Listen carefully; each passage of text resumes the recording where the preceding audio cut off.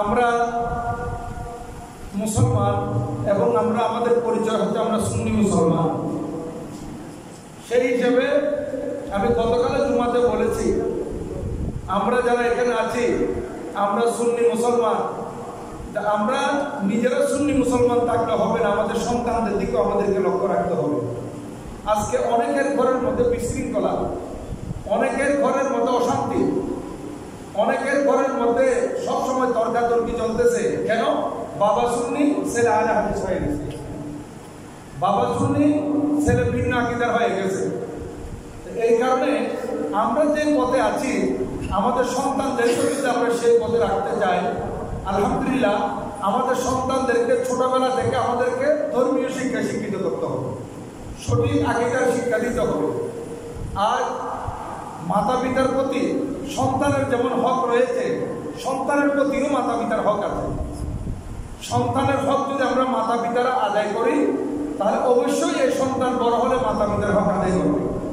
তো সন্তানের হক কি, এটা বলতে গেলে শুরু থেকে বলতে গেলে অনেক লম্বা হবে। আমি মূল কথাটা বলবো, সন্তান ভূমিষ্ঠ হওয়ার পর, ভূমিষ্ঠ হওয়ার আগে থেকে তার হক আরম্ভ করতে হয়। আর সন্তান যখন ভূমিষ্ঠ হয় তখন এই সন্তানের কানে একটা আজান দেওয়া, এটা সন্তানের হক। কিন্তু আমরা সে আজান দেওয়ার সময় গড়িমসি করি। আজান কখন দিতে হবে? এই সন্তান ভূমিষ্ঠ হওয়ার পর তাকে একটু পরিষ্কার করে সাথে সাথে তার কানের মধ্যে আজান দিতে হবে, দুনিয়ার কোনো কথা তার কানে না যাওয়ার আগে। দুনিয়াবি কোনো কথা যাতে তার কানে না আসে। তার কানের মধ্যে সর্বপ্রথম আল্লাহ তাআলার মহানত্বের ধ্বনি, আল্লাহ তাআলার কিবরিয়াইয়তের ধ্বনি, আল্লাহ যে মহান, এই ধ্বনিটা তার কানে শোনাই দিতে হবে। এবং আমাদের প্রিয় রাসূল সাল্লাল্লাহু আলাইহি ওয়াসাল্লাম, আল্লাহর পক্ষ থেকে প্রেরিত রাসূল, এটা তার কানের মধ্যে শোনাই দিতে হবে। এটা হচ্ছে তার হক।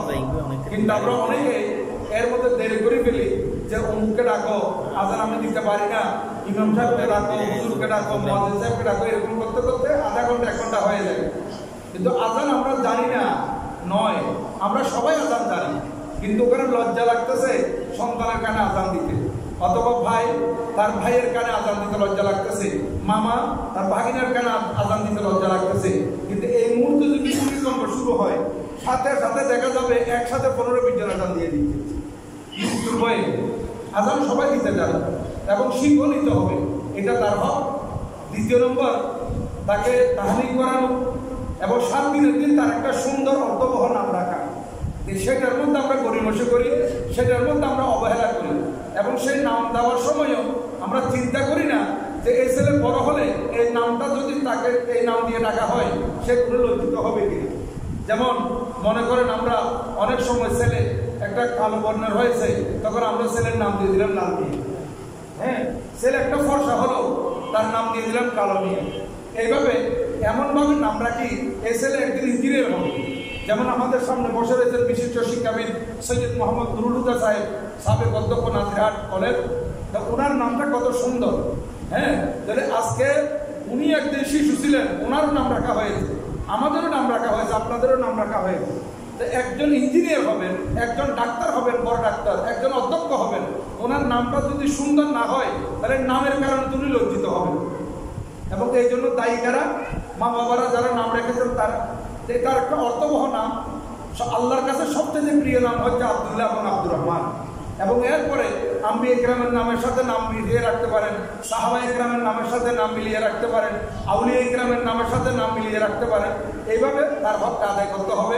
7 দিনের দিন অথবা 14 দিনের দিন অথবা 21 দিনের দিন তার আকিকা করানো, নতবা না পারলে অন্য যে কোনো দিন। এই 3 দিন হচ্ছে উত্তম সুন্নাত।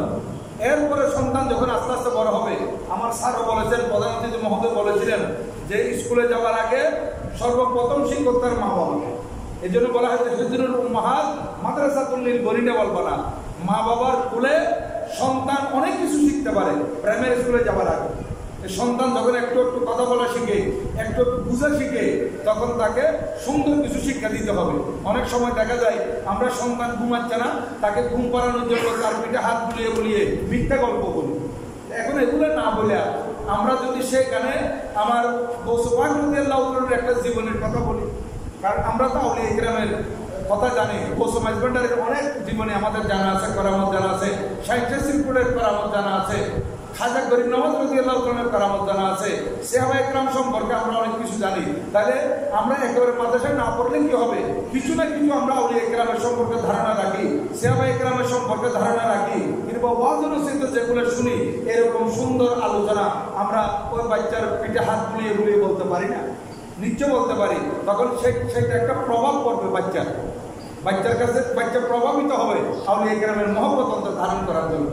এরপরে যখন সন্তান 4 বছর হবে তখন তাকে আপনি মাদ্রাসায় দিচ্ছেন বা স্কুলে দিচ্ছেন বা কেজি স্কুলে দিচ্ছেন, আমি বলবো আপনি আপনার সন্তানকে নিয়ে স্বপ্ন লালন করতেছেন কি আপনার সন্তান ডাক্তার হবে, আপনার সন্তান ইঞ্জিনিয়ার হবে, আপনার সন্তান ব্যারিস্টার হবে, আপনার সন্তান বিজ্ঞানী হবে।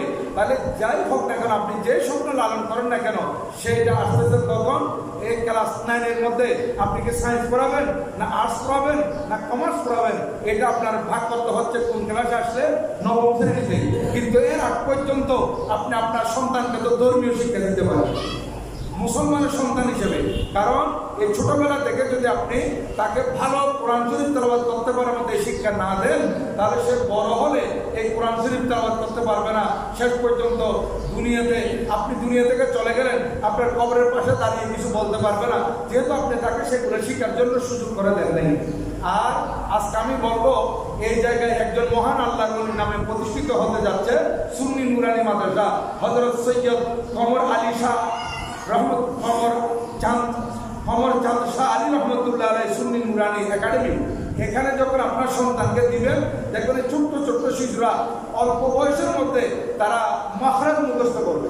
মাখরাজ, কারণ যদি আমরা মাখরাজ না জানি, মাখরাজ মানে আমাদের শব্দগুলা এক আলিফ থেকে ইয়া পর্যন্ত হরফগুলো যেখান থেকে বের হয় এগুলোকে বলে মাখরাজ। এই মাখরাজ সম্পর্কে যদি আমরা না জানি, তাহলে আমরা কোরআন শরীফকে শুদ্ধ করে তেলাওয়াত করতে পারবো না। আলিফ থেকে ইয়া পর্যন্ত আমাদের এই মুখের ফুট থেকে শুরু করে গলার নিচের ভাগ পর্যন্ত 17টি স্থান থেকে আরো 29 হরফ বের হয়। এখন কোন হরফ কোন স্থান থেকে বের হয় এটা যদি না জানি, আমার উচ্চারণটা ঠিক হবে না, তেলাওয়াতটা ভুল হবে।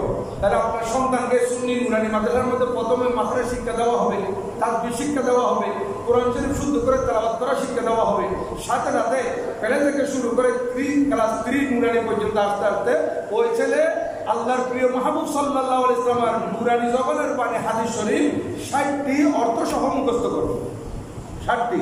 তাহলে যে ছেলে যেই মেয়ে 60টি হাদিসে পাক তার মুখস্থ থাকবে অর্থ সহ, সুন্দর করে কোরআন শরীফ তেলাওয়াত করতে পারবে, মাখরাজ সম্পর্কে অবগত হবে, এই যে আগে উদ্বোধক সাহেব বলেছেন মশাল সম্পর্কে জানবে, তাহলে সেই ছেলে যে কোন বড় ডাক্তার হবে, বড় ইঞ্জিনিয়ার হবে, বড় ব্যারিস্টার হবে, ওনার সামনে যখন কোনো আলেম যাবে শরণাপন্ন হবে, তখন উনি কথায় কথায় বলবেন, হুজুর আমি ডাক্তার চিকিৎসা পরে করবো, আপনাকে তো হুজুর দেখতেছি নিচে আপনার কাছে হাদিস শরীফ মুখস্থ আছে, কয়টি আছে? হুজুর বলবেন যে হাদিস শরীফ তেমন মুখস্থ না, আমি দেখে দেখে অর্থ করতে পারবো। তখন ডাক্তার সাহেব বলবেন যে আমার মা আমার বাবা আমাকে ছোটবেলায় নুরানি মাদ্রাসায় দিয়েছিলেন, সুন্নি নুরানি মাদ্রাসায়, যার কারণে আমি ডাক্তার হওয়ার পরও আমার কাছে 60টি হাদিস শরীফ মুখস্থ আছে। এটা নিয়ে উনি প্রাউড ফিল করবেন। উনি বলবেন যে আমার কাছে খুব ভালো লাগতেছে, আমি নবীদের হাদিস শরীফ মুখস্থ করেছি। যদি আমাকে সুন্নি নুরানি মাদ্রাসা না দিত, তাহলে আমি একজন ডাক্তার হওয়ার পরে হাদিস শরীফগুলো জানতাম না, আমি মাখরাজ সম্পর্কে অবগত হতাম না, আমি কোরআন শরীফ শুদ্ধ করতে পারতাম না। আমি আমার মা বাবাকে সবসময় দোয়া করি, আমাকে তো ডাক্তার বানিয়ে ছেড়েছেন, কিন্তু এর আগে আমাকে প্রাথমিকভাবে সুন্নি নুরানি মাদ্রাসায় পড়াইয়ে আমাকে দ্বীন ধর্ম সম্পর্কে অবগত হওয়ার আমাকে সুযোগ করে দিয়েছে।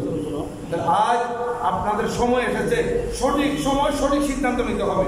সবাই আলেম হবে কোনো কথা নাই, সবাই ডাক্তার হবে কোনো কথা নাই, সবাই বৈজ্ঞানিক হবে এরকমও নয়, কিন্তু কেউ আলেম হবে, কেউ ডাক্তার হবে, কেউ ইঞ্জিনিয়ার হবে, কেউ বৈজ্ঞানিক হবে। কিন্তু আমরা ছোটবেলা থেকে যদি আমাদের সন্তানদেরকে এইভাবে সুন্নি নুরানির মাদ্রাসায় ভর্তি করাইয়ে তাদেরকে শুদ্ধ করে কোরআন শরীফ তেলাওয়াত করাটা কমপক্ষে শিখাই দিতে পারি, এবং আমরা মশাল সম্পর্কে যদি তাদেরকে অবগত করাতে পারি, এবং তারা যদি হাদিস শরীফ মুখস্থ করতে পারে, এই সন্তানগুলো সে ডাক্তার ইঞ্জিনিয়ার বৈজ্ঞানিক হওয়ার পরও মা বাবার প্রতি শ্রদ্ধাশীল থাকবে, যেহেতু একজন মুসলমান হিসেবে তাদেরকে শুরু থেকে ধর্মীয় শিক্ষা দিয়েছে। তাই আজকে এই মাদ্রাসা হযরত সৈয়দ কমর চাঁদ শাহ আলী রহমতুল্লাহ আলাইহি সুন্নি নুরানি একাডেমি এই এলাকার জন্য একটা নেয়ামত, এবং বিশেষ করে বসত ভবন, এই ভবনের যিনি মালিক উনি যে একটা প্রতিষ্ঠান করার জন্য এই জায়গাটা দিয়েছেন, একটা প্রতিষ্ঠান করার জন্য এই যারা করতেছেন তাদেরকে সুযোগ করে দিয়েছেন। বিশেষ করে হাফেজ মাওলানা বোরহানউদ্দিন সাহেব, উনি আবার আমাদের সুন্নি নুরানি বোর্ডের পক্ষ থেকে আমাদের ফটিকছড়ি উপজেলার কেন্দ্র পরিচালক। তাহলে এমনি এই যে একটা মাদ্রাসা করতেছেন সবাইকে নিয়ে, এটা আপনাদের মাদ্রাসা প্রতিষ্ঠান, এগুলো যদিও বা কোনো একজন ব্যক্তি করে, কিন্তু এটা একজনের নয়, এটা সার্বজনীন, এটা আপনাদের প্রত্যেকের প্রতিষ্ঠান, এটা আমাদের প্রতিষ্ঠান। মৌলানা বোরহানউদ্দিন সাহেব করুক, মৌলানা শহীদুল্লাহ ফারুকী সাহেব করুক, মৌলানা সৈয়দ আবুল কাসেম ফারুকী সাহেব করুক, মৌলানা সাহেব রহমান সাহেব করুক, যেই করুক না কেন, এখানে মৌলানা বেলাল উদ্দিন সাহেব করুক, যে করুক, কিন্তু এই প্রতিষ্ঠান এটা সার্বজনীন, এটা সবারই প্রতিষ্ঠান, এটা মনে করতে হবে এটা আমাদের প্রতিষ্ঠান। আর এই প্রতিষ্ঠান উদ্বোধন হওয়ার পর এখানে ক্লাস চলবে, ছোট্ট ছোট্ট বাচ্চারা এখানে লেখাপড়া করতে আসবে। আপনারা যখন কোথাও যেতে যাবেন একটু মাদ্রাসার দিকে উঁকি মেরে দেখবেন যে মাদ্রাসার এইগুলা মাদ্রাসার মধ্যে পড়তেছে ছোট্ট ছোট বাচ্চারা, আমরা তাদেরকে একটু দেখে যাই, দেখবেন ভাগ্য লাগবে।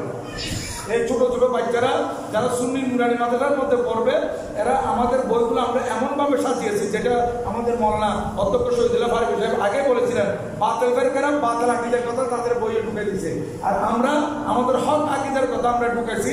যেমন মনে করেন আমরা আমাদের বাচ্চারা যাতে সঠিক শিক্ষা পায়, এই জন্য আমরা সৌর সারিয়া রশ্মি দীর্ঘির মধ্যে আমরা সুন্দর সুন্দর ছড়া দিয়েছি। কারণ আপনারা জানেন, আমার স্যারও হয়তো বলবেন যে আগে আমরা যখন ছোট্ট ছিলাম আমাদের জন্য সৌর সারিয়া শিক্ষা নেওয়ার জন্য যে ছোট্ট বই এনেছিল বাংলা বই, সেখানে আমরা পড়েছিলাম শরীয়তে অজাগর সারিয়া।